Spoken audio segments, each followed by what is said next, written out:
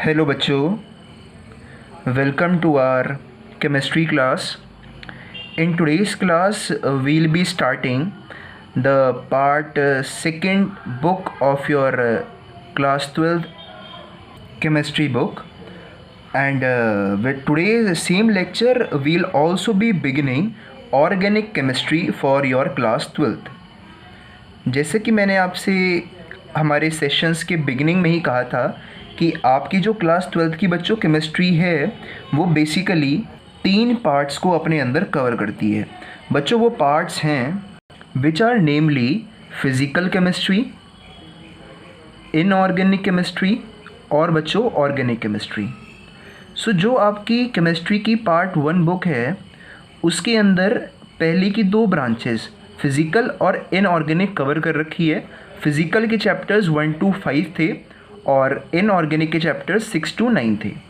आज के इस लेक्चर के अंदर हम शुरू करेंगे chapter number 10 which is a part of organic chemistry और ये कंटिन्यू होंगे चैप्टर नंबर 15 तक। And after chapter number 15 your syllabus is complete for your class 12 board examinations. तो बच्चों इस तरह से डिवीज़न है आपकी क्लास 12 की केमिस्ट्री का। सो you should be happy that we had nearly completed the above 2 branches of your chemistry, physical and inorganic.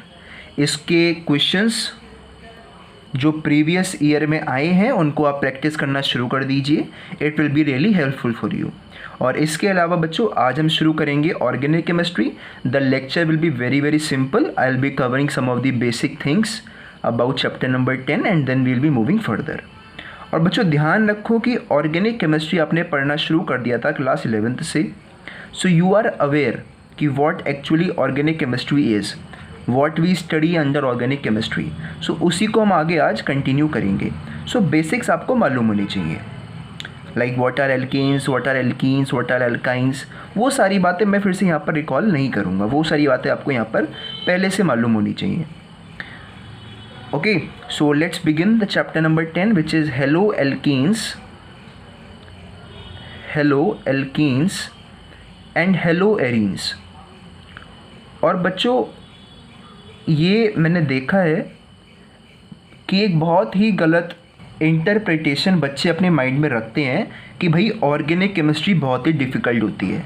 But let me tell you on my personal experience and studies, इन तीनों branches में से अगर कोई simplest branch है chemistry की तो बच्चों वो ऑर्गेनिक केमिस्ट्री है। रीज़न इसके पीछे ये है कि पर्सनली मैं बात कर रहा हूँ कि पर्सनली मेरे को ये पसंद क्यों है, क्योंकि यहाँ पर सारी बातें एक तो आपस में रिलेटेड हैं। Everything is like a climbing a staircase कि आप भाई पहली सीढ़ी चढ़ोगे फिर आगे बढ़ोगे। If you want to jump straight forward on the second stair so you will not be able to jump on the second stair. यानी कि आपने स्टार्ट करना है बेसिक से और फिर टॉप लेवल पर पहुंचना है। सो it is a step by step process when you study organic chemistry. So it becomes very interesting कि आप यहाँ पर आकर के भी अपने पहले स्टेप को भूलते नहीं हो। आपका पहला स्टेप आपको याद होना चाहिए, चाहे आप कितने भी ऊपर पहुँच जाओ ऑर्गेनिक केमिस्ट्री के अंदर। ये इसकी एक बहुत ही अच्छी बात मेरे को लगती है पर्सनली। सो आप भी इसको अच्छा और सिंपल मानोगे after you study this chapter number 10। बच्चों इट्स वेरी सिंपल। बस मैं चाहता हूँ कि आप स्टार्टिंग से अटेंटिव रहो, स्टार्टिंग से ही अपने कंसेप्ट्स को, अपने डाउट्स को क्लियर करते रहो। From my side I will give my 100% कि मैं आपके हर एक कंसेप्ट को इसी लेक्चर में क्लियर कर दूँ। बट इन केस फिर भी अगर आपको कोई डाउट आता है so you must feel free to ask. तभी बच्चों आप आगे स्टेयर पर बढ़ पाओगे। अगर आप पहली वाली स्टेयर आपको ठीक से पता नहीं होगी सो अगर आप आगे बढ़ते चले जा रहे तो उसका फ़ायदा नहीं है, क्योंकि आप कहीं ना कहीं पर आकर के अटक जाओगे। सो इट बिकम्स वेरी इंपॉर्टेंट कि आप इनिशियली ऑर्गेनिक केमिस्ट्री के अंदर पहले से ही बहुत अटेंटिव रहो। So now let's move straight on to our chapter number 10 which is haloalkenes and haloarenes। तो बच्चों जो चैप्टर का नाम है इट्स वेरी इंटरेस्टिंग। पहली बात तो ये 2 पार्ट्स में ब्रेक है, एक haloalkenes है, दूसरा haloarenes है। तो पहले चैप्टर के नाम को ही समझ लेते हैं कि हम इसके अंदर क्या पढ़ने वाले हैं। सो ये जो वर्ड है एल्कीन्स और एरीन्स, ये दोनों वर्ड आपको अच्छे से क्लियर हैं कि ये होता क्या है। Alkenes you know it is a hydrocarbon in which there is a single bond present between two carbon atoms, कि जो भी कार्बन एटम की चेन है उन सारे चेन के अंदर carbon to carbon single bond exist करता है, उसको हम एल्कीन्स बोलते हैं। वहीं पर अगर हम बात करें बच्चों एरीन्स की, तो एरीन्स के अंदर carbon to carbon double bond होता है। सो आई होप एल्केन्स और एरीन्स आपको रिवाइज हो गया क्या होता है। अब बात करें ये हेलो कहाँ से आ गया, कि who is sing hello to alkanes and hello to arenes. तो बच्चों यहाँ पर हेलो का मतलब है हेलोजन से, the group 17 elements of the periodic table, वो हेलो उसको रेफर किया गया है।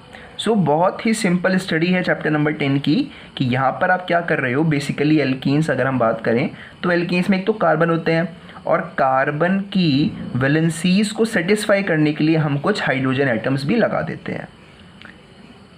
ये एक आपके सामने बच्चों एल्कीन का मैंने एग्जांपल ले लिया, इट्स प्रोपेन, ठीक है। अब हेलो एल्कीन्स के अंदर क्या होगा कि ये मे बी एक, मे बी दो, मे बी तीन, मैं अभी एक बता रहा हूँ इनिशियली, कि एक बॉन्ड से जो अटैच्ड आपका हाइड्रोजन एटम है वो यहाँ से चला जाएगा, और इस हाइड्रोजन के प्लेस पर कोई भी हेलोजन, मैंने मान लिया X, वो आकर के लग जाएगा।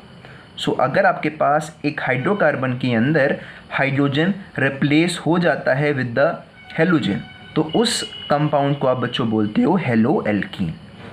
आई hope this is clear to you. और बच्चों ये एक बेसिक बात है जो आपको पता होनी चाहिए, कि यहाँ पर जो आपका कार्बन है उसका जो हाइब्रिडाइजेशन स्टेट है वो होता है बच्चों sp3 hybridisation state. This carbon is under sp3 hybridised. So I hope कि आपको एक बेसिक आइडिया लग गया है कि हेलो एल्कीन्स क्या चीज़ होती है। वहीं पर अगर मैं बात करूं बच्चों हेलो एरीन्स की, तो मैं एक सिमिलर एग्जांपल लेता हूं हेलो एरीन्स का भी। ओके दिस मैंने एक एग्जांपल ले लिया, this is my haloarene. Okay यहाँ पर अभी एक हाइड्रोजन और आएगा, so this is my propene. सो यहाँ पर बच्चों क्या होता है कि वही सेम बात है कि हेलो एरीन्स का मतलब है कि इस डबल बॉन्डेड कार्बन के साथ जो हाइड्रोजन अटैच्ड हैं उनमें से अगर कोई भी हाइड्रोजन रिमूव हो करके एक हेलोजन को अपनी प्लेस पर रख दे, that is it is a replacement of an hydrogen atom by an halogen atom. तो जो हमारे पास रिजल्टिंग कंपाउंड यहाँ पर बनेगा इसको आप बच्चों बोलते हो hello arenes. So I hope you got the difference between hello alkenes and hello arenes. फ़र्क क्या है कि यहाँ पर जो आपका हेलोजन अटैच हुआ है that is attach to a sp3 hybridised carbon, अगर हम एक प्रॉपर मैनर में बोले तो, और यहाँ पर जो आपका हेलोजन है that is attach to an sp2 hybridised carbon atom. बच्चों पता होना चाहिए आपको कि ये जो कार्बन है इसका जो हाइब्रिडाइजेशन स्टेट है दैट इज़ sp2 और इसका होता है sp3। So this is the difference between hello alkenes and hello arenes. और इस चैप्टर के अंदर बेसिकली हम पढ़ेंगे types of hello alkenes, hello arenes, उसके बाद हम पढ़ेंगे बच्चों इनकी नोमेनक्लेचर, फिर इनकी प्रिपरेशन, फिर कुछ फिज़िकल केमिकल प्रॉपर्टीज़, ओके, और फिर यूजेस। तो ये सारी बातें इसके अंदर हम पढ़ने वाले हैं। यूजेस आई होप कि इस बार आपके सेशन में डिलीट कर दिया गया है, but that is a very important section I should say for your competitive examinations, तो वो आपको बच्चों पढ़ना चाहिए। I teach you, I try to teach. Okay, so first of all let's begin with the classification of haloalkanes and haloarenes. तो I am teaching you classification. जैसे कि मैंने आपसे कहा कि आज का लेक्चर बहुत ही सिंपल है, we are going to study very basic things, but बच्चों ये बेसिक थिंग आपका पहला स्टेप होगा टू कंप्लीट दिस चैप्टर। अगर आपने इस स्टेप को मिस किया, ध्यान से अटेंटिव नहीं रहे, सो आपको शायद इस अबव स्टेप पर प्रॉब्लम हो। So be attentive. So classification basically बच्चों हम तीन तरह से यहाँ पर करते हैं। वो तीन तरह, first of all let me tell you क्या क्या है।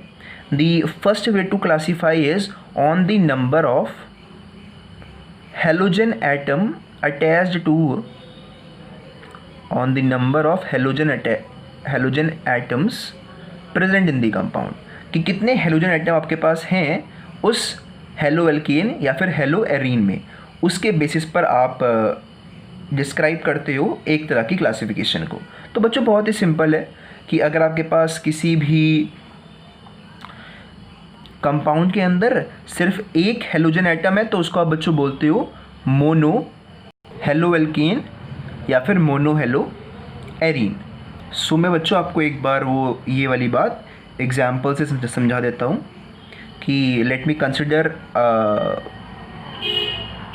a hydrocarbon in which I will replace an hydrogen atom with one halogen atom। ठीक है, इस तरह से आपके पास यहाँ पर लगे होते हैं hydrogen is replaced by an halogen atom.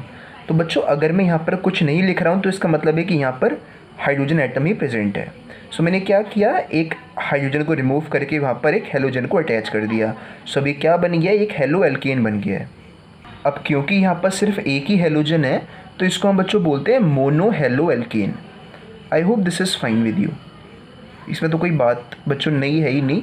Mono means one, तो यहाँ पर मोनो हेलो, एक हेलो है, फिर एल्केन आपके पास जो भी एल्केन है। इसी तरह बच्चों आगे देखना, मैं इसी में आगे कर रहा हूँ, आप अपने नोट्स में इसको अलग से बना सकते हो, एक और डायग्राम बना सकते हो। मैं इसी में इसको कंटिन्यू कर रहा हूँ कि अभी तो मैंने सिर्फ एक हाइड्रोजन को एक हेलोजन से रिप्लेस किया था, तो ये बन गया था मोनो हेलो एल्केन। अब मान लेते हैं कि मैंने एक और हाइड्रोजन को किसी और कार्बन के, ध्यान रखना, एक और हाइड्रोजन को किसी और कार्बन के रिप्लेस कर दिया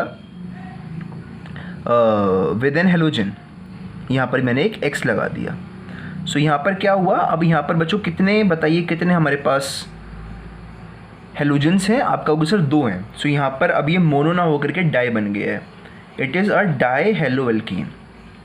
ओके, और इसी तरह बच्चों मैं कंटिन्यू करता हूँ, ये इसी तरह से अगर मैं आगे भी कंटिन्यू करता रहूँ कि मैं हाइड्रोजन को रिमूव करूँ और वहाँ पर हेलोजन अटैच करता रहूँ, तो इसी तरह से हमारा जो नंबर है बढ़ता जाएगा। अब हमारे पास ये 3 हो गए तो ये बन जाएगा बच्चों try hello alkene. If I do it 4 so it will become tetra hello alkene.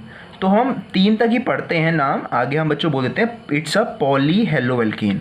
ठीक है, अगर 3 से ऊपर हुआ या फिर बेसिकली 2 से ऊपर हेलोजन अगर होते तो उसको हम बोल देते हैं बच्चों it is a polyhaloalkane. तो it is the number 1 classification based on the number of halogen atom attach to that particular haloalkane. अब पढ़ते हैं बच्चों सेकेंड क्लासिफिकेशन, और इसमें आने वाले टर्म्स बहुत इंपॉर्टेंट हैं। The classification is based on basically halo alkenes. ये जो नंबर 1 क्लासिफिकेशन है इसके अंदर halo alkenes as well as halo arenes दोनों ही काउंट होते हैं। Let me show you.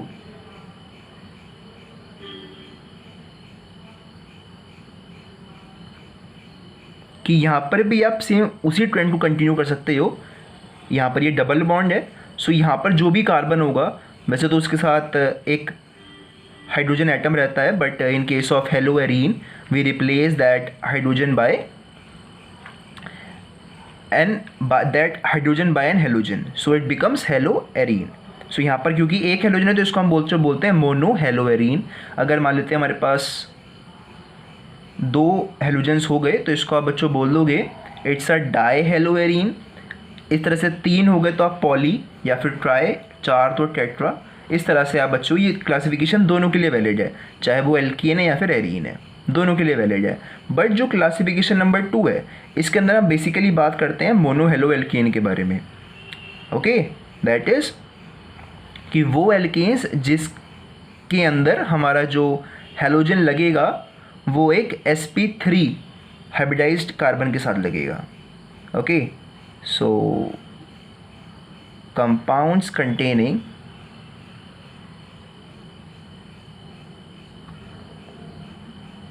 sp3c 2x bond कह दीजिए इसको आप, कि एक ऐसा कार्बन जिसकी हाइब्रिडाइज्ड स्टेट sp3 है उसके साथ अगर आप किसी हेलोजन को अटैच करते हो तो कुछ पर्टिकुलर टाइप्स के आपके पास हेलो एल्कीन्स बन करके आते हैं।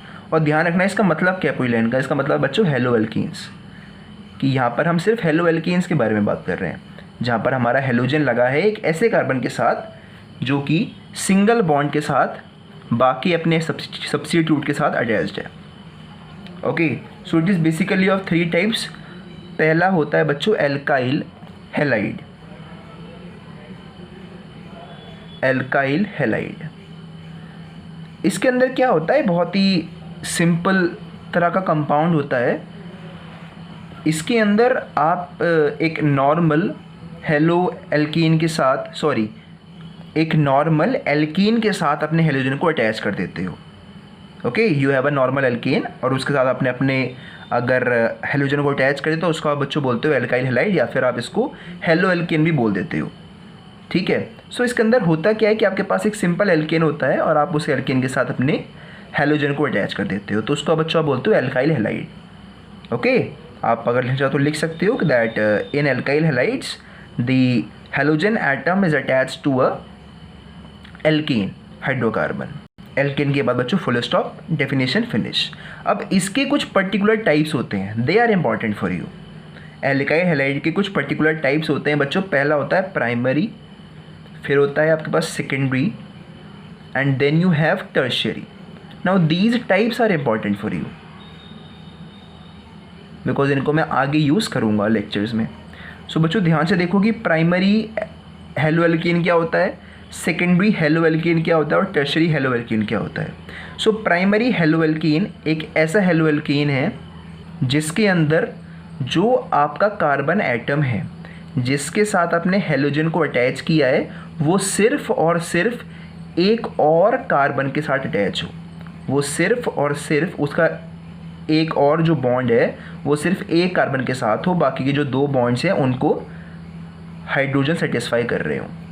इस तरह के एल्केन को आप बच्चों बोलते हो primary halo alkane. Getting my point कि इस तरह के हेलो एल्केन के अंदर जिस कार्बन के साथ आपका हेलोजन अटैच होता है उस कार्बन को सिर्फ एक बॉन्ड कार्बन से बनाना होता है, उसका और कोई भी बॉन्ड किसी और कार्बन से नहीं होना चाहिए। यानी कि आगे एक चेन कुछ भी हो सकती है, हमें मतलब नहीं आगे की चेन से, आगे चेन कुछ भी हो, let me name this chain as are.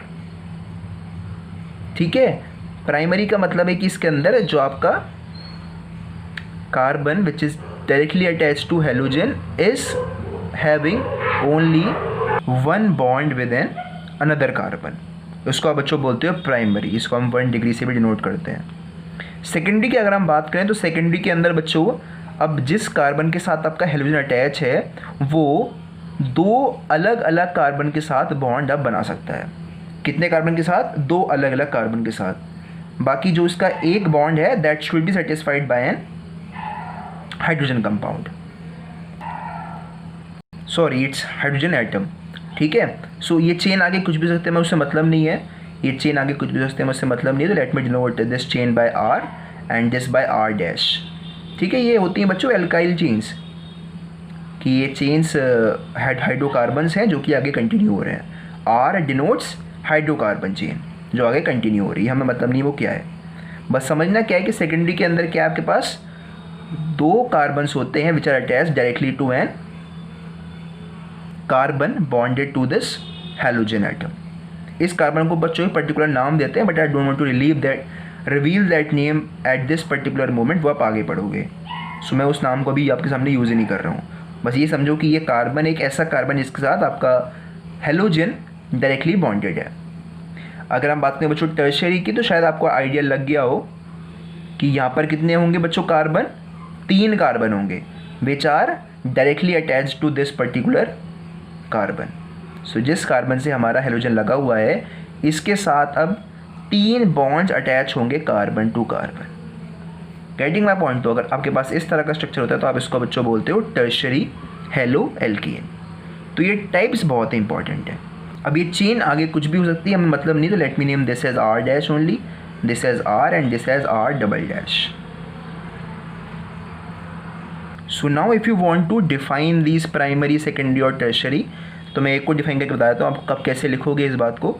So you can write down that primary halo alkane is an halo alkane in which the carbon directly bonded with the halogen has only a single bond with a carbon atom.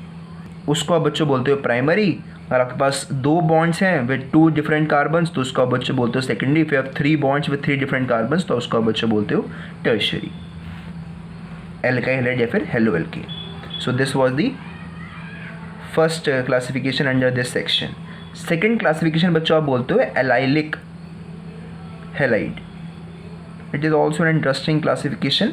Allylic halide के अंदर आपका जो halogen atom होता है वो एक ऐसे carbon से अटैच होता है which has a double bond with itself. For example ये देखो, ये मेरे पास कोई भी एक कंपाउंड है, मैं कह रहा हूँ भाई एलाइलिक हैलाइड्स ऐसे कंपाउंड होते हैं जिनके अंदर जिस कार्बन से हम अपना हेलोजन अटैच कर रहे हैं वो कार्बन डायरेक्टली बॉन्डेड हो एक ऐसे कार्बन से जिसके पास डबल बॉन्ड हो, तो उसको इस तरह के हैलाइड को बच्चों हम बोलते हैं allylic halide. I hope you got this point. If you want to define this, so you can write down that these are the compounds in which halogen atom is bonded to an sp3 hybridized carbon atom next to a carbon to carbon double bond. So this is the best example for allylic halides. Similarly बच्चों ये chain open हो या फिर close हो हमें फ़र्क नहीं पड़ता, अगर आपके पास एक क्लोज्ड चेन कंपाउंड भी है सो इसका एक कार्बन बच्चों यहाँ पर होता है, एक कार्बन यहाँ पर होता है, एक कार्बन यहाँ पर होता है। Okay, these bends show carbon. I hope you remember this basic thing.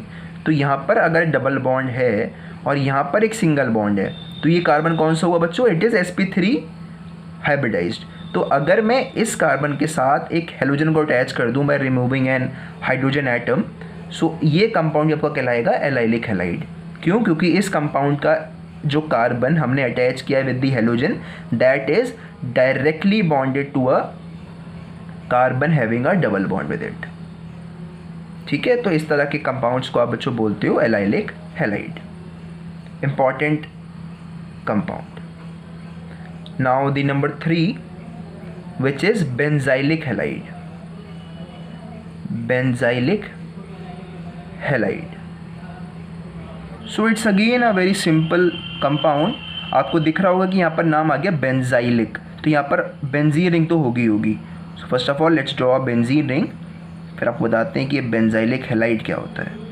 और ध्यान रखना कि यहाँ पर हर बार हमारा जो हेलोजन है वो एक ऐसे कार्बन से अटैच होगा विच इज़ sp3 हाइब्रिडाइज्ड।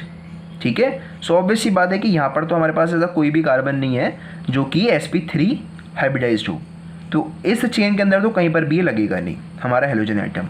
तो ये कहाँ पर लगता है एक्चुअली? ये ऐसे लगता है बच्चों कि इस बेंजीन रिंग के अंदर हम एक sp3 हाइब्रिडाइज्ड पहले कार्बन को अटैच करवाते हैं कि जो भी यहाँ पर पहले कार्बन लगा होगा उसके हाइड्रोजन को रिमूव करते हैं, उसके प्लेस पर एक कार्बन अटैच करते हैं। अब इस कार्बन के साथ अपना हम हेलोजन लगा देते हैं। ठीक है, बाकी आप सेटिस्फाई कर सकते हो HH से। सो इस तरह के कंपाउंड को बच्चों बोलते हो बेंजाइलिक हैलाइड्स। डिफाइन कैसे करोगे ये भी लिख लो। These are the compounds in which halogen atom is bonded to an sp3 hybridised carbon atom next to an aromatic ring. ठीक है, ये होती है बच्चों डेफिनेशन ऑफ बेंजाइलिक हैलाइड्स। अब ये सारी डेफिनेशन आपके एग्जाम में आ सकती हैं, प्राइमरी की भी, सेकेंडरी की भी, टर्शरी की भी, और एलाइलिक हैलाइड्स भी आ सकता है, बेंजाइलिक हैलाइड्स भी आ सकता है। बस सब में एक बेसिक बात क्या है बच्चों? बेसिक बात ये है कि यहाँ पर हेलोजन हमेशा आपका एक ऐसे कार्बन से अटैच होगा जो कि sp3 हाइब्रिडाइज्ड होगा, चाहे आप यहाँ पर देख लो या फिर यहाँ पर देख लो, हर बार ऐसे ही होना है। ठीक है, so please note this down. I'm turning the page. So now previously you saw the second type of classification. Now we'll be talking about the third type of classification which is the last type of classification. इसके अंदर बच्चों ऐसे compounds को पढ़ेंगे जिसमें हमारा जो halogen है वो एक sp2 हाइब्रिडाइज्ड कार्बन से अटैच होगा। So we'll be studying those compounds which contain an sp2 carbon atom to which an halogen is directly bonded. तो इसकी बच्चों बेसिकली दो टाइप्स होते हैं, विनाइलिक हैलाइड्स, विनाइलिक हैलाइड्स, और ये दोनों टाइप्स बहुत इंपॉर्टेंट है, आपके एग्जाम में बच्चों आते हैं ये। सो विनाइलिक हैलाइड एक ऐसा हैलाइड है जिसके अंदर आपका हेलोजन एटम एक sp2 हाइब्रिडाइज्ड कार्बन से लगा होता है। बहुत ही सिंपल सी डेफिनेशन है कि आपके पास कोई भी अगर sp2 हाइब्रिडाइज्ड कार्बन है और इस कार्बन के साथ अगर आपके पास एक हेलोजन एटम लगा हुआ है तो इसको आप बच्चों बोल दोगे vinylic halide, as simple as that. कहीं पर भी ये वैलिड है, ठीक है। सो इसको डिफाइन करना लिख दो that vinylic halides are the compounds in which halogen atom is bonded to an sp2 hybridised carbon atom, ठीक है। इस तरह से आप इसको डिफाइन कर दोगे विनाइलिक हैलाइड्स को। अब बच्चों बात करते हैं सेकेंड टाइप की, which is aryl halides. Aryl halides के अंदर हमने एक लिमिटेशन रख दी है कि यहाँ पर भी जो हमारा हेलोजन है वो ऑब्वियस सी बात है कि ये carbon to carbon double bond वाले कार्बन से अटैच होगा, बट यहाँ पर जो हम ये कार्बन लेंगे ये हम लेंगे एक एरोमेटिक रिंग में से, कि हमारे पास एक क्लोज्ड साइक्लिक रिंग होगी, एरोमेटिक कंपाउंड होगा, इसके हम कार्बन को उठाएंगे और उससे अगर हम एक हेलोजन को अटैच करते हैं तो उसको हम एराइल हैलाइड बोलेंगे। तो यहाँ पर एक लिमिटेशन लगी हुई है, वहाँ पर कोई लिमिटेशन नहीं थी, रिमेंबर दिस। यहाँ पर एक लिमिटेशन है कि यहाँ पर आपके पास एक एरोमेटिक रिंग होना ज़रूरी है। सो उस एरोमेटिक रिंग के carbon to carbon double bond से अगर आपका हेलोजन लगा हुआ है तो उसको आप बच्चों बोलते हो एराइल हैलाइड। तो डिफाइन कर सकते हो उसको that these are the compounds in which the halogen atom is bonded to an sp2 hybridised carbon atom of an aromatic ring. यहाँ पर एक एक्स्ट्रा चीज़ आ गई ऊपर वाली से, क्या आई बच्चों, of an aromatic ring, this is extra. So I hope you could see the difference between vinylic and aryl, क्योंकि बच्चे यहाँ पर कंफ्यूज रहते हैं। तो बच्चों ये था classification of haloalkanes and hello arenes. Now let's discuss nomenclature of these compounds.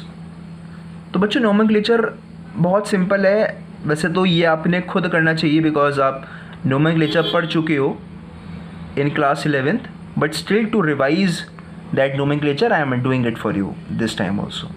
तो बच्चों यहाँ पर सारे रूल्स वही हैं जो कि आपने क्लास 11th में पढ़े थे। तो मैं चाहूँगा कि जो मैंने आपको नोट्स लिखवाए थे नोमेनक्लेचर के क्लास 11th के अंदर, आप एक बार उनको खोलो और रिवाइज कर लो, फिर आपके लिए नेमिंग बहुत ही सिंपल हो जाएगी। सो यहाँ पर हमने क्या किया कि वहाँ से अलग जो यहाँ पर चीज़ है कि हमारे पास कोई भी कार्बन एटम की चेन है किसी भी नंबर ऑफ कार्बन्स की, वहाँ पर हमने इनसे अटैच हाइड्रोजन को रिप्लेस कर दिया बच्चों किसी भी हेलोजन से। तो मैं यहाँ पर कोई पर्टिकुलर हेलोजन चूज़ कर लेता हूँ, लेट मी से मैंने क्लोरीन चूज़ कर लिया। तो इसको आप कैसे नेम करते हो, तो नेमिंग वही सेम होती है कि जहाँ पर आपने कोई भी फंक्शनल ग्रुप अटैच किया है आप नेमिंग वहीं से स्टार्ट करते हो। पहले देखते हो बच्चों आप प्रायोरिटी टेबल को, बट यहाँ पर तो सिर्फ हमारे पास एक ही फंक्शनल ग्रुप हमें दिख रहा है, सो इसलिए हम कोई प्रायोरिटी चेक नहीं करेंगे, सीधा नंबरिंग देंगे 1 2 3 4। सो ऑब्वियस सी बात है कि बच्चों ये आपके पास एक ब्यूटेन है, 4 कार्बन की चेन है, बट इसमें एक आपके पास क्लोरीन लगा हुआ है। तो इसका नाम जब आप देते हो तो ऐसे देते हो कि 1, फिर name of the functional group which is chloro, और फिर name of this chain which is butane या butane, this is the name of this compound. तो इतना सिंपल है, देख रहे हो आप। ऐसे let me have some modifications, बस मैं आपको रिवाइज करवा रहा हूँ, मैंने सिखाया कुछ नहीं है सेक्शन के अंदर, ओनली जस्ट रिवाइजिंग यू। ये ले लो chain, okay this is fine, ठीक है। एक्स के प्लेस पर लेट मी से इट इज़ Br। अब बताओ इसका नाम क्या होगा बच्चों। So it's again a very simple compound. Naming का वही सेम रूल है कि आप बच्चों नंबरिंग करते हो उस चेन के लिए जहाँ पर आपके पास मैक्सिमम नंबर ऑफ कार्बन्स हो। तो अगर आप इस चेन को पकड़ोगे तो आपके पास कितने कार्बन होंगे, 1 2 3, और अगर आप ऐसे चलोगे तो आपके पास कितने कार्बन होंगे, 1 2 3 4। तो हम नंबरिंग ऐसे देंगे 1 2 3 4। सो ये क्या है बच्चों, आपके पास एक प्रोपेन है। सो प्रोपेन के साथ 2 फंक्शनल ग्रुप्स अटैच्ड हैं, एक आपके पास ब्रोमीन ग्रुप है और एक आपके पास मिथेन ग्रुप है, सॉरी मिथाइल ग्रुप है। तो अगर आप प्रायोरिटी टेबल को आप चेक करो तो आपको दिखेगा कि हम हेलोजेंस को ज़्यादा प्रायोरिटी देते हैं as compare to these methyl groups. तो हमने क्या किया, नंबरिंग शुरू करी ऐसे ही। चलो मैं लिख ही दिया पहले से 1 2 3 4, तो ठीक है नंबरिंग, कोई दिक्कत नहीं है इसके अंदर। और now we can name this very simply alphabetically. So it is 1 bromo, फिर 2 मिथाइल, आगे बच्चों इस चेन का नाम which is butane. So so I hope this is clear to you कि आप नेमिंग को रिवाइज कर पा रहे हो कि आप कैसे नेम करते थे कंपाउंड्स को.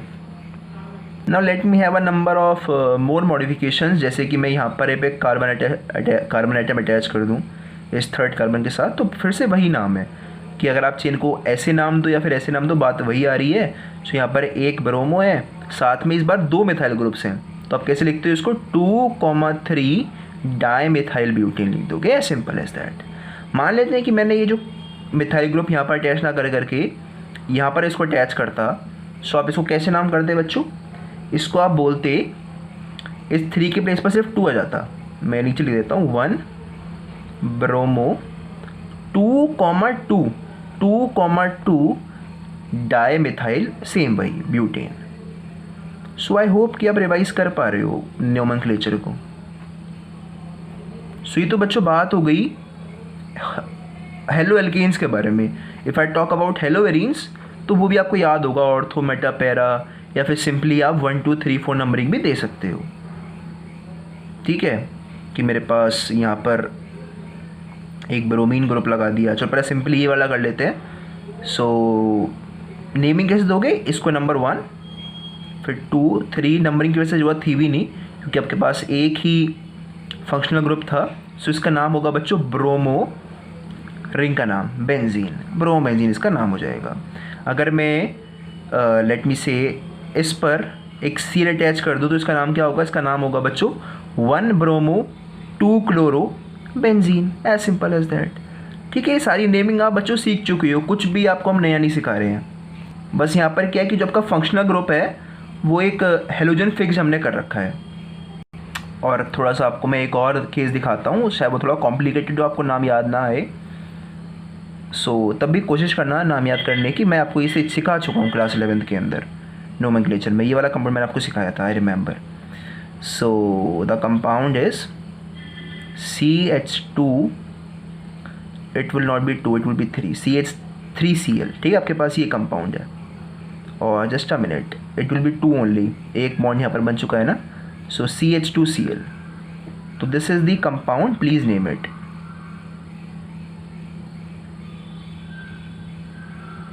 आई होप कि आपने नेमिंग ट्राई करी होगी.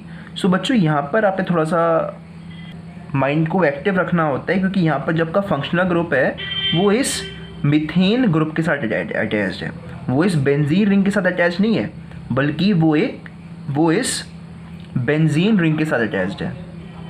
Sorry, it's not a ring, it's a methane group. ठीक है, तो यहाँ पर आपका जो क्लोरीन है वो इस मीथेन ग्रुप के साथ अटैच्ड है. सो आपने इस बार बच्चों इसको एज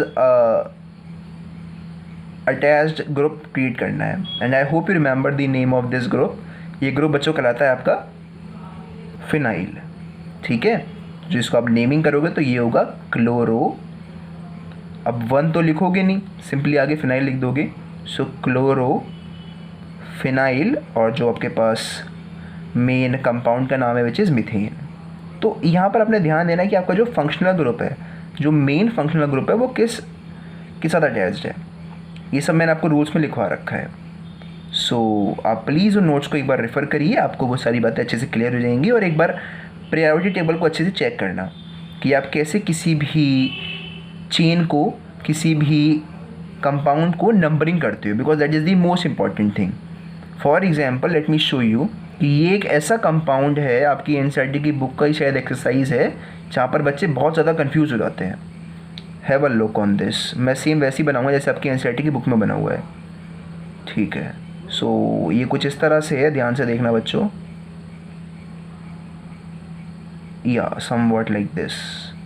यहाँ पर डबल बॉन्ड है ये, यहाँ पर आपके पास एक CH3 है, और over here you have 1H, over here you have NH, then over here you have 2H and then a bromine. तो इसका नेमिंग करके बताओ. It's a very simple compound, बस आपको थोड़ा ये कॉम्प्लिकेटेड फॉर्म में दिखा रखा है क्वेश्चन के अंदर. वैसे बहुत ही सिंपल है. आपको पता होना चाहिए कि जहाँ पर भी ये बैंड्स या फिर टर्न्स होते हैं, यहाँ पर एक कार्बन एटम होता है. तो मैं इसको थोड़ा सिंप्लीफाई करके यहाँ पर रखता हूँ आपके सामने. तो ये केस क्या है? ये इस तरह का केस है. ये इस तरह का केस है, सिंपल सा केस है. ये CH3 है आपका, ये वाला CH3 बच्चों मैंने यहाँ पर लगा दिया। फिर ये बॉन्ड मैंने ये बनाया, फिर ये C डबल बॉन्ड C मैंने यहाँ पर प्लॉट किया, इसके साथ एक H है, इसके साथ भी एक H है। फिर ये आपका ये वाला C है, इसके साथ 2 H अटैच्ड है और एक Br अटैच्ड है। तो अब तो आप इसको नेम कर ही सकते हो, it's a very simple compound to be named. बस ध्यान ही रखना है कि आप नंबरिंग शुरू कहाँ से करोगे, क्या आप नंबरिंग यहाँ से शुरू करोगे, क्योंकि बच्चों को जो माइंड में स्ट्राइक करता है वो कहता है कि भाई डबल बॉन्ड को हम ज़्यादा प्रायोरिटी देते हैं एज़ कम्पेयर टू हेलोजन, और बात भी सही है। तो बच्चों अगर आप डबल बॉन्ड को ज़्यादा प्रायोरिटी देते हो एज़ कम्पेयर टू हेलोजेंस, तो अगर आप यहाँ से नंबरिंग शुरू भी करते हो तो देखो इसको क्या नंबरिंग मिलेगी। आप 1 2 3 4 दोगे तो इसको नंबर क्या मिल रहा है, 2 मिल रहा है कार्बन को, which is double bonded and has this group attach to itself. Where as अगर मैं नंबरिंग यहाँ से शुरू करता हूँ जहाँ पर मेरा ब्रोमीन ग्रुप लगा हुआ है, सो 1 2, तो अब भी इसको 2 ही मिल रहा है। भाई जिस कार्बन के साथ आपका ये वाला ग्रुप लगा हुआ है उसको अब भी नंबर 2 ही मिल रहा है, कि हम नंबरिंग शुरू करें यहाँ से या फिर शुरू करें यहाँ से। तो हम ऐसे केस में नंबरिंग हमेशा उस एंड से शुरू करते हैं जहाँ पर हमारे पास एक और फंक्शनल ग्रुप प्रेजेंट हो। तो बच्चों यहाँ पर नंबरिंग शुरू होगी इस तरफ से 1 2 3 एंड दिस इज़ योर 4। समझे ऐसा क्यों हुआ कि आप इधर से शुरू करोगे तब भी इसको 2 ही मिलना है नंबर, इधर से आओगे तब भी 2 ही मिल रहा है, बट इधर से आने में एक फ़ायदा है कि हमारे पास इसको हम प्रायोरिटी दे देंगे, इस फंक्शनल ग्रुप को जल्दी इसको हैंडल कर लेंगे, नंबर 1 कार्बन पे इसको हम हैंडल कर लेंगे। सो नंबरिंग आप ऐसे करते हो इस वाले केस में। तो अब तो नाम बच्चों आप देख सकते हो कि 1 ब्रोमो BUT 4 कार्बन है, फिर सेकेंड कार्बन पर आपका इन ग्रुप लगा हुआ है। मैं लिख देता हूँ इसका नाम को। So this is 1 bromo, then you have but, then on the second carbon you have this in group. So ये इसका नाम है। सो ये एक ऐसा कंपाउंड है जहाँ पर मेरे पास मैक्सिमम नंबर ऑफ डाउट्स आते थे, सो मैंने इसको यहीं पर एड्रेस कर दिया। इसके बाद भी अगर आपको नोमेनक्लेचर में कोई डाउट आता है तो please tell me, I will address that in the upcoming lecture. अब बच्चों लास्ट में एक बहुत ही सिंपल सी बात कर लेते हैं, which is very very basic, very very, that is the nature of C2X bond. ठीक है, तो बच्चों ध्यान रखो कि हम यहाँ पर C2X बॉन्ड बात कर रहे हैं with reference to an halo alkene, कि इस कार्बन के साथ सारे सिंगल बॉन्ड्स हैं। सो बच्चों हेलोजन, ये कोई भी हेलोजन एटम हो सकता है, it can be either iodine और इट कैन बी फ्लोरीन। ठीक है, ये कोई भी उन सभी में से आपके पास हेलोजन हो सकता है। तो हमें एक प्रॉपर्टी मालूम है सभी हेलोजेंस के लिए कि भाई all the halogens are highly electronegative, कि ये इलेक्ट्रॉन्स को बहुत पसंद करते हैं, कि अगर इन्हें इलेक्ट्रॉन्स छीनने का मौका मिले तो ये एकदम उसको अपने पास अट्रैक्ट कर लेते हैं। तो बच्चों बताओ बॉन्ड होता क्या एक्चुअली? बॉन्ड होता है बच्चों शेयरिंग ऑफ इलेक्ट्रॉन, कि कार्बन ने अपना एक इलेक्ट्रॉन दिया, इसने अपना एक इलेक्ट्रॉन दिया, दोनों के बीच में एक बॉन्ड बन गया। ये होता है बॉन्ड की डेफिनेशन। तो अब यहाँ पर हेलोजन है तो भाई ये तो हाईली इलेक्ट्रोनेगेटिव है, तो ये इस इलेक्ट्रॉन को जो कि इस कार्बन के पास है उसको अपनी तरफ अट्रैक्ट करेगा। तो उससे होगा क्या कि इस कार्बन के ऊपर एक पार्शियली पॉजिटिव चार्ज डेवलप हो जाएगा और इस हेलोजन के पास एक पार्शियली नेगेटिव चार्ज डेवलप हो जाएगा। तो आपके पास जो ये रिजल्टिंग बॉन्ड होता है C2X bond, it is a polarised bond, it has two different poles, a positive and a negative. So this was the last thing that I wanted to bring into your notice, the nature of this C2X bond. ठीक है, we know that X is highly electronegative, so it will attract this shared pair of electron, developing a partial negative charge on itself and giving a partial positive charge on this carbon atom, which accounts for this polarized nature of the bond between C2X. This is how you can write it in your notes. ठीक है, और अगर हम बात करें इस bond की length की, तो बच्चों जैसे जैसे हम मूव करेंगे from fluorine to chlorine to bromine to iodine, वैसे ही जो बॉन्ड की लेंथ है वो बढ़ती जाएगी। क्यों बढ़ती है? क्योंकि यहाँ पर साइज़ बढ़ रहा है। As I am moving from fluorine to iodine, the size of the halogen is increasing, तो ऑब्वियस सी बात है कि भाई बॉन्ड का साइज़ ही बढ़ता जाएगा। तो ये कुछ इंपॉर्टेंट बातें थी that I wanted to discuss in today's basic lecture. बच्चों आज का लेक्चर बहुत ही बेसिक था। I had not given you much new knowledge except those classification, especially the classification number 2nd and classification number 3rd. Except that everything was almost known to you. बस आपको मैंने वो revise करवाना था.